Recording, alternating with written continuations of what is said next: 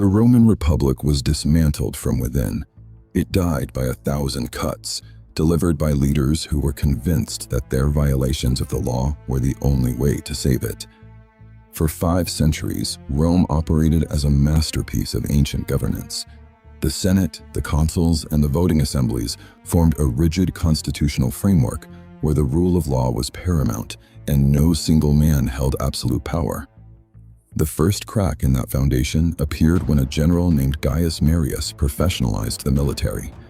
He opened the legions to the landless poor, creating a class of soldiers who didn't look to the state for their rewards.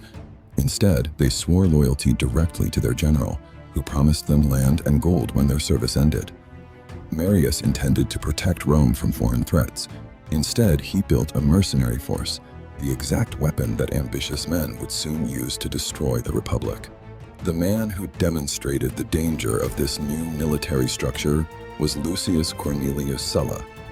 When a political rival transferred a military command from Sulla to Marius, Sulla committed an act of treason that was previously unthinkable.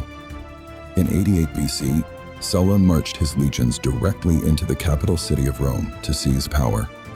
His officers deserted in protest, but the rank-and-file soldiers followed him. They obeyed the man who paid them, not the ideals of the Senate. Sulla used this force to initiate the proscriptions, state-sponsored industrial-scale murder.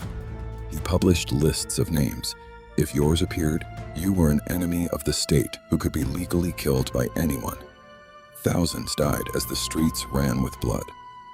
Sulla genuinely believed his massacres and temporary dictatorship were necessary to restore the constitutional republic. He passed reforms to strengthen the Senate, then did the unexpected. He resigned his power and retired to the country. Sulla's resignation couldn't undo the lesson he had taught. He had shown that military force, not the Senate, now determined political outcomes. He had permanently shifted the currency of power in Rome. By the next generation, the Republic's governing body was effectively sidelined by a backroom deal between 3 men, Pompey the Great, Marcus Crassus, and Julius Caesar. Caesar secured a 5-year military command in Gaul, modern-day France and Belgium, and initiated a brutal campaign of conquest designed to provide him with the same military leverage Sulla had once wielded. Between 58 and 50 BC, Caesar killed 1 million Gauls and enslaved another million. He destroyed 800 towns and brought the entirety of the region under Roman control, returning to the borders of Italy as a geopolitical giant with a fiercely loyal veteran army. His military genius was cemented at Alesia. To trap Vercingetorix, Caesar built a massive inward-facing wall. When a relief army arrived, he built a second outward-facing ring. Fighting on 2 fronts simultaneously, trapped between his own walls, Caesar won his defining battle. Caesar emerged from Gaul not just as a general, but the only authority his men recognized. The balance of power had moved from the halls of the Senate to the tents of Caesar's camp.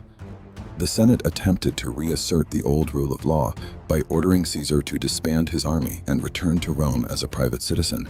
Caesar faced a terminal choice.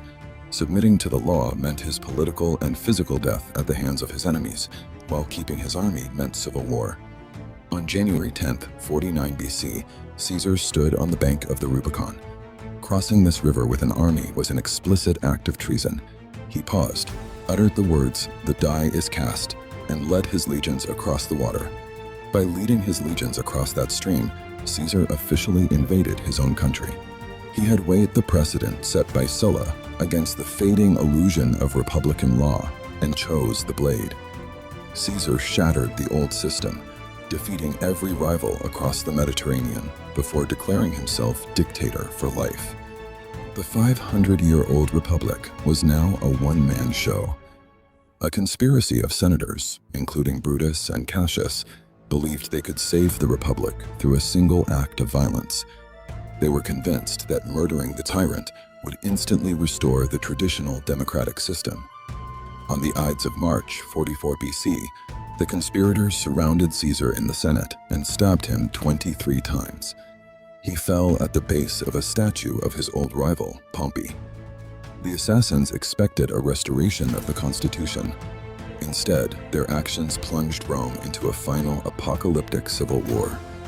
The conspirators failed because they treated Caesar as the disease when he was merely the symptom. You cannot restore the rule of law with the rule of the blade. Their attempt to save the Republic only guaranteed its final transformation into an empire.